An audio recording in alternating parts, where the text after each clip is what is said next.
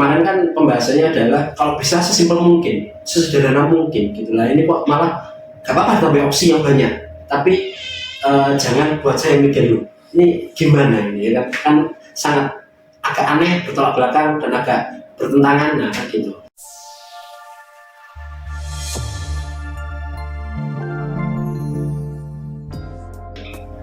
Halo Sobat Semanggi, ya kembali lagi part 2 bersama saya Adik Dani. Saya Fikri. Setting PTSK yang luar biasa. Jaya. Mohon maaf Mas, ini bukan kita nggak sedang lagi apa ya namanya kampanye. Ya, untuk video kali ini ya seperti janji saya kemarin, untuk kali ini kita akan membahas part 2 buku yang sangat menarik, Don't Make Me Think dari Steve Krug. Bener nggak Mas? Betul. Oh iya, tadi kemarin sempat salah soalnya. Bahkan sempat gak ingat ya. Cuaks. Nah, untuk kali ini poin kedua yang akan kita bahas adalah hukum kedua dari Steve Krug tentang usability pada sebuah website adalah sediakan opsi yang dapat dipilih pengguna tanpa banyak mikir. Nah, gitu. Kalau misalkan katanya calon tuh mikir, nah jangan banyak mikir ya. Jadi di poin ini itu sedikit menarik pembahasannya, karena kemarin kan pembahasannya adalah kalau bisa sesimpel mungkin, sesederhana mungkin gitu lah. Ini kok malah gak apa-apa tambah opsi yang banyak, tapi jangan buat saya mikir dulu. Ini gimana ini ya kan sangat agak aneh, bertolak belakang dan agak bertentangan, nah gitu. Nah, di buku ini penjelasannya adalah kurang lebihnya seperti ini. Tidak masalah berapa kali saya harus mengklik, asalkan setiap klik merupakan pilihan yang sudah jelas dan tanpa perlu dipikirkan. Setiap klik dilakukan dengan mudah dan membuat user senantiasa yakin bahwa mereka berada di jalur yang benar. Nah, itu ya. Kemarin kan kita sempat bahas tentang Steve Krug ini itu soal jangan buat saya mikir itu. Di kesimpulan kita bahwa ya sederhanakan, jangan dibuat seperti Google, jangan seperti Yahoo, jangan seperti kanal-kanal berita kan gitu. Nah, contoh dari kanal berita ini tadi itu adalah contoh buruk di mana ketika kita atau user itu mau klik sesuatu itu tidak sesuai dengan tujuan yang diinginkan oleh user. Nah, itu adalah salah satu contoh penggunaan opsi yang malah bikin mikir. Kan gitu ya, jadi malah kontraproduktif seperti itu. Jadi kalau misalkan di dalam website itu memang banyak banget rules kalau misalkan menurut Steve Krug, tapi selama kita mengikuti acuan-acuan ini itu akan memberikan dampak positif terhadap website, atau kalau misalkan dalam dunia nyata mungkin desain kita kayak gitu dalam pengertian saya. Jadi di dalam halaman sebuah web itu pasti ada banyak pilihan kan ya. Itu kita nggak bisa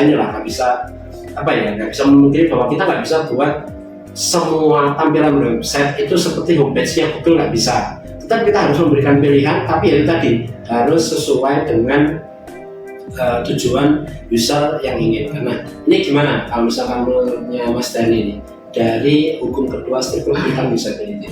Oke. Untuk poin yang pertama di sini yang mau kita bahas adalah desain navigasi yang jelas, sederhana dan konsisten. Itu di poin pertama ada menyediakan navigasi yang baik, ada memberi indikator Anda sedang berada di sini, lalu ada menyediakan breadcrumb atau remah roti artinya. Breadcrumb ini kan biasanya buat goda-goda cewek Mas. Beda, bukan breadcrumb itu ya. Pada setiap laman untuk menunjukkan posisi user saat ini. Itu maksudnya apa? Yang pertama yaitu ada menyediakan navigasi yang baik. Itu jadi maksudnya kita tahu kita itu harus ketika kita masuk ke sebuah website kita harus menyediakan sebuah pointer. Pointer itu biasanya yang ada di mouse itu kita itu mau mengklik yang mana kita itu tahu. Jadi biasanya kan ada yang diganti misalkan icon kucing atau apa, sehingga kita bisa tahu posisi pointer atau mouse kita di mana. Lalu yang kedua adalah memberi indikator Anda sedang berada di sini. Itu maksudnya ketika kita masuk sebuah website, biasanya kan ada beberapa pilihan di website itu. Misal kita masuk ke about, misalnya tentang gitu. Nah, di tulisan about menu itu kita juga harus memberi sebuah perbedaan dengan sub-sub yang lain. Misalnya contoh dia diberi warna gelap ataupun dikasih kotak, nah itu menunjukkan bahwa kalau user ini sedang berada di tentang atau di about atau di page seperti itu. Lalu yang ketiga adalah menyediakan breadcrumb pada setiap halaman untuk menunjukkan posisi user saat ini. Nah itu juga hampir sama seperti yang kedua tadi, yaitu kita tahu kita ini sedang berada di page mana. Nah itu juga harus dikasih tanda supaya kita tahu bahwa ternyata kita sudah di page ini. Misal teknologi di teknologi atau apapun itu, nah kita jadi tahu kalau kita itu sedang berada di page ini. Jadi kalau misalkan kita ngomongin sederhananya, kalau misalkan di Google gitu ya sebagai contoh kita yang paling mudah, ya kita lagi ada di page 2, kita lagi ada di page 3 pencarian kita kan kayak gitu ya. Jadi dan kita semua juga tahu semakin jauh page-nya biasanya akan semakin tidak sesuai dengan semakin jauh juga pencarian kesesuaian yang sedang kita cari kan gitu ya. Kayak gitu. Oke. Menarik. Kalau misalkan menurutnya Mas Dikri gimana Mas Dikri? Poin yang kedua itu tentang buang kata-kata yang tak perlu.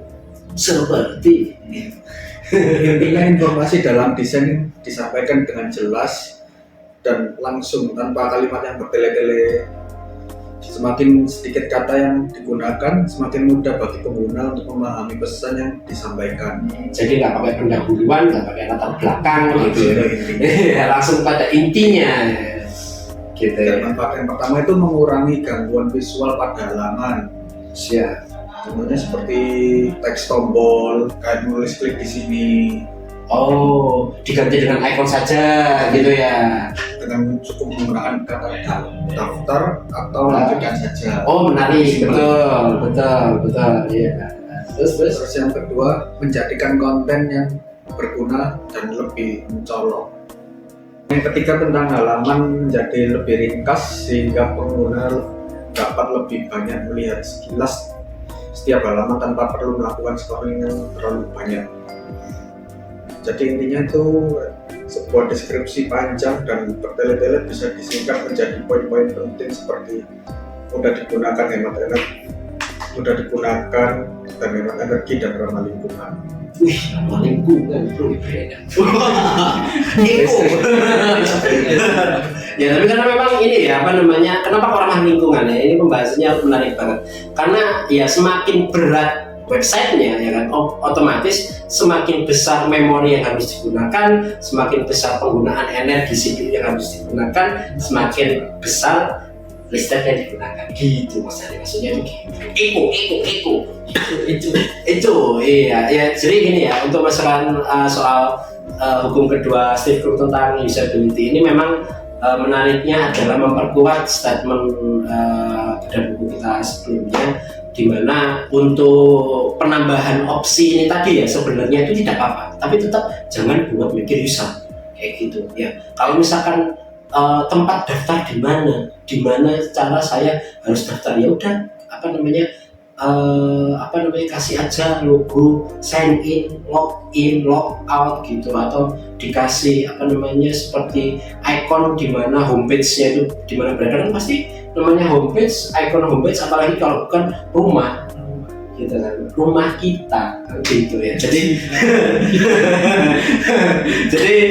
penggunaan icon itu juga sangat membantu di mana mempersingkat kata-kata yang tidak perlu, atau mungkin kalau misalnya itu tadi nggak perlu kata-kata, nggak perlu kasih tulisan next, kasih aja arah kanan 2 kan gitu kan sudah menunjukkan bahwa itu adalah tombol next kan seperti itu. Jadi memang ini memperkuat lah, bahasanya memperkuat. Kenapa kok kata-kata harus dibuang ya? Jangan panjang-panjang, jangan pakai pendahuluan latar belakang lah terlalu panjang, apalagi kalau misalnya di dalam desain ya. Ini ya bukannya gimana, apalagi kalau misalkan kita di dalam website mungkin masih ada di dalam mata kita. Bayangin baliho itu yang pakai fontnya kecil-kecil itu gimana? Kebaca kan nggak kebaca ya misalnya. Iya. Jadi ya gimana? Kalau misalkan saya tuh mau memberikan saran kepada bapak-bapak yang mau bertanggung jawab pada negara kita, tapi ngasih posternya kayak gitu tuh, ya apa ya? Ya ada ibu ya, sorry. Nggak boleh seksis gitu. Jadi ya kalau saya sih gitu ya. Misalnya ada yang mau ditambahkan? Menurut saya mungkin benar ya, kurang lebih sama seperti yang disampaikan oleh Mas Atik. Sesimpel mungkin boleh lah kalau mengacu dari buku ini, boleh banyak opsi juga, nggak ada masalah. Tapi yang penting tetap jangan sampai user itu bingung, apalagi kalau bisa sih jangan taruh video ya. Biasanya kan kalau di dalam website itu kan ada video, sehingga itu kan juga nggak termasuk bukan yang ramah lingkungan, karena kan untuk nge-load video itu kan berat. Iya. Lebih baik ditambahkan gambar atau icon yang simpel aja supaya nggak terlalu memberatkan user dari segi internet ataupun dari segi baterai juga. Siapa tahu laptop atau HP-nya kentang kan kita juga tahu. Mungkin Medium 1 atau kan ya kasihan juga. Jadi lebih simple, make it simple is perfect. Uish. Thank you. Mas Giri gimana? Nah, udah diambil semua. Iya. Jadi simpulan saja. Oke, siap. Kalau gitu sekian dari tim setting. Sampai jumpa di bedah selanjutnya.